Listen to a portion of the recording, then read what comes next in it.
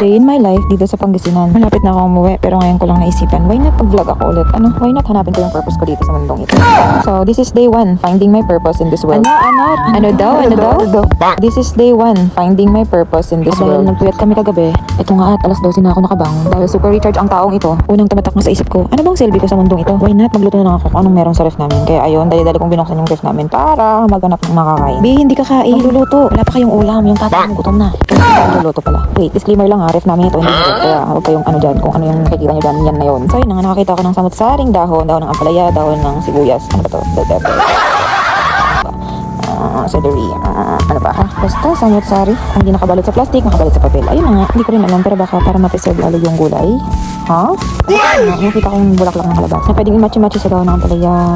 Yan, kalabasa. Tsaka meron pa labanos mustas. Ay, hindi ganun. At sa balot nga ng kalabasa, may nakita rin akong dalawang kamote. At dahil malapit na araw ng mga puso, ito na mga flowers for you, my dear. Papakilagyan ka lang, tapos hindi ka naman kayong panindigan. Saktan Kaya kasi ako madalas pag hindi pa kasi siguro. Lalo na kung maraming possible na hadlang sa isip ko. Ayun na nga, at napakahirap mag-desisyon. Kaya imbis na magsisimula, ay nauuwi sa ampalayain mo na lang. Ouch. Ayun na nga, inunan ko na yung kalabasa. Cause why not? Yun yung gusto ko eh. Ayun na nga, naisipan ko na dapat babalatan ko pa siya. Kaso, naisip ko rin na ayoko nang pahirapin yung sarili ko, diba? At sinunod ko na nga yung kamote. Tapos sinunod ko na nga yung bulak ng kalabasa. Tapos wala akong masabi. After ko nga malinisan na ito na ngayon, nagasan ko na aking mga kagulayan. At sinunod ko naman itong karning ito. Nakita ko sa ref. Dinipress ko muna kaya ngayon ko lang chinap-chop. At sinunod ko nga ang sibuyas at bawang para maigisa na. At tinatawag ko nga pala itong pacham. Pacham ba lang? Mali mo naman, masarap, diba? Lamang tiyan din yan, boy. At ito na nga ay nilinisan ko na ang aming legendaring kawali. At pinisa ko na ang karne at minekos ko na yan. At habang nakasalang ay lumabas muna ako para pumunta sa tindahan doon sa tabi ng simbahan. And then, ano gagawin mo doon? Siyempre, bibili ng sabon kasi maglalaba ako mamaya. Ganun na lang siguro talaga yung epekto ng kung ano ang purpose ko dito sa mundong ibabaw. So, fast forward na nga dahil nalabot na yung cellphone ko. Nilagay ko na yung kalabasa, kamote, at itong lakak ng kalabasa. Pagkatapos ay nawasan ko na nga itong dahon ng ampalayain ka. Sinunod ko na rin ilagay sa kawalan. Dinamihan ko talaga guys para malasahan ko yung pait na pinaranas niya sa akin. Uy, hindi ganun. So ito na nga ang aming mundong ulam. So mapagyamanan tayo, iti parabor, iti ama. Ay kayo at mangan tayo amin. Kaya sabay nga kami ng aking padre di pamilya. Dahil ang aking ina ay nasa barangay hall. After naman namin kumain, ay pumunta naman ako sa tabing dagat para magmuni-muni. Nakaisip naman ako ng idea, why not maligo ako sa dagat? At ito na nga ang nangyari mga kumare. Tinawag ko ang kapatid ko para samahan ako. Dito na nga, tumakbo muna ako. Ito na nga ang nangyari.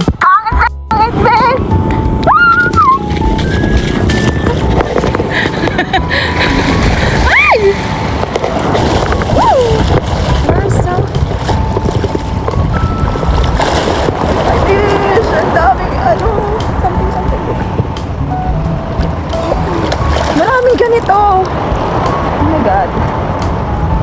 Maliligo ba tayo? Parang mali na maliligo tayo ngayon. Kapalito. Ang daming aragan, be. Ayan o. Ayaw ko na lang maligo. Few inches later.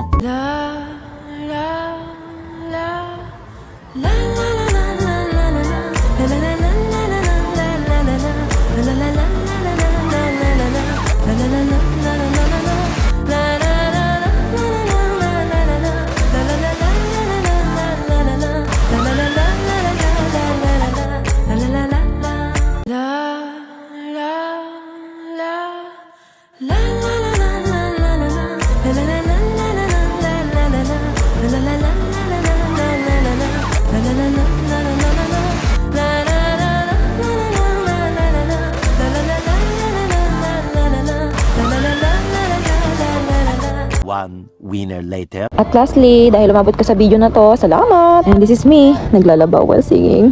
Concert ba tawag dyan? Oo, self. Matatapos ka talaga sa mga ginagawa mo niyan agad-agad. So, dahil sa video na to, marami rin ako natutunan kung ano ba yung mga purpose ko dito sa mundong ito. Oo. Minsan hindi talaga natin hinahanap ang purpose. Unti-unti siyang nabubuo habang nabubuhay tayo. Hindi kailangang malaki o bongga ang dahilan mo sa mundong ito para lang masabi mo yung purpose mo. Kailangan pwede rin yung nagmamahal ka, marunong mag-alaga, tumulong, simpleng paraan, ganun. Yung paglalabada habang hindi ganun. Basta maging masaya ka lang sa buhay mong ito. Ante, yung naisip mo, ginawa mo, nag-enjoy ka, naging masaya ka, at wala kang tinatapakang ibang tao. Yun naman yun eh. Diba?